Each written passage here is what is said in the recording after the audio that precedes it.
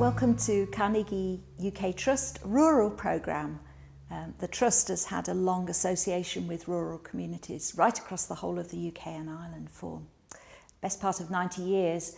And now we're carrying on in a new pioneering phase, working with some very inspiring communities right across the UK. We've carried forward the vision that was provided for us by the Carnegie Commission, who published their report in 2007. We're living in such changing times. We've just lived through a financial crisis, and no doubt we're going to face climate change and resource depletion.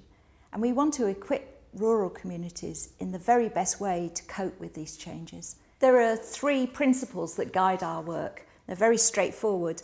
The first is communities should build on what they've got. It's an asset-based approach to development, which proves to be very effective. The second, looking at the characteristics of the successful communities we've already observed. We've pulled these together in a model called the PETAL model. And finally, to promote this way of working, we have a community of practice for rural activists and policymakers and professionals where we can share these ideas.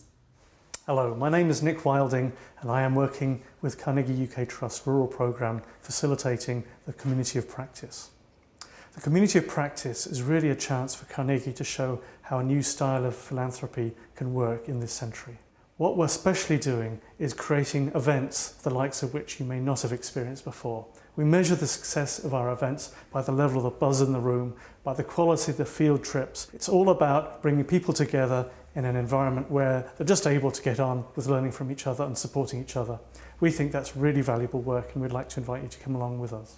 So as we live in the 21st century, we also have some amazing technology called fieryspirits.com. This is an online social network where those conversations can continue.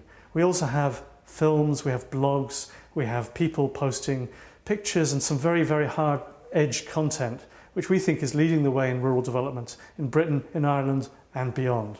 At the core of our work is the demonstration activity of our host partners. These are organisations which bring exemplary rural development to the table, as well as fantastic venues for our events. The Eden Foundation is a world-class social enterprise and visitor attraction. Their work with engagement of local people in their Clay Futures projects, as well as sustainable placemaking with the Sensory Trust, is really very exciting, and we're very happy to be able to share that in our partnership with them.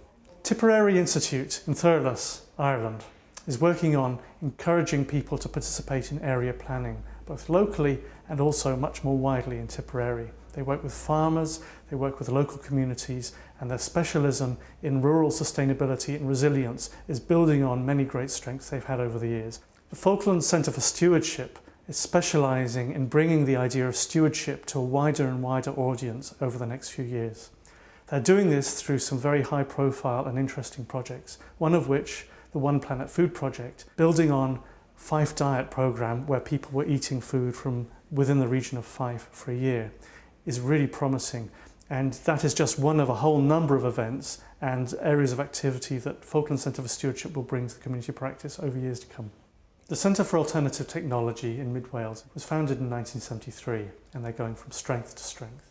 They focus on the tools, technologies and lifestyles that will power the transition to a zero carbon Britain. I'm Jeff Brown. I work on the rural programme, especially on issues to do with food, farming and land use. I'm particularly interested in the new rural development programmes, and especially the use of the leader approach by the many local action groups that have been set up throughout the UK and Ireland. As further changes are made to the Common Agricultural Policy, new demands are being put on rural areas and rural communities to provide essential services for the future. They're going to have an increasing role in ensuring our food security, looking after biodiversity, providing access to the countryside for urban people, providing sources of renewable energy. My job is to help rural communities to turn some of these challenging policy issues into practice on the ground.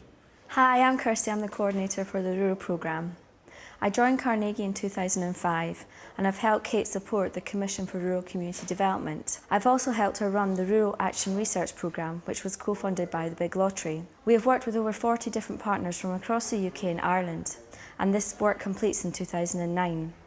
We will be feeding this action research into our new community of practice. Moving on to the next phase, I'll be helping to support and develop our three main areas of priority. These are asset-based rural development, the PETAL model and the community of practice. I'm looking forward to working with the team and our partners to put these ideas into action and also to produce a series of interesting events and publications. Hi, I'm Donna. I've worked with the Carnegie UK Trust for many years. I recently joined the rural team and I provide admin support and backup. I like the variety of work and the new people that I've met, which means no 2 days are ever the same. I'm Diana Britton, and I'm just become a Carnegie UK Trust trustee. But before that, I was vice chairman and then chairman of the Carnegie Commission for Rural Community Development. And we brought out our conclusions about 2 years ago. And I'm very pleased now to have become a trustee.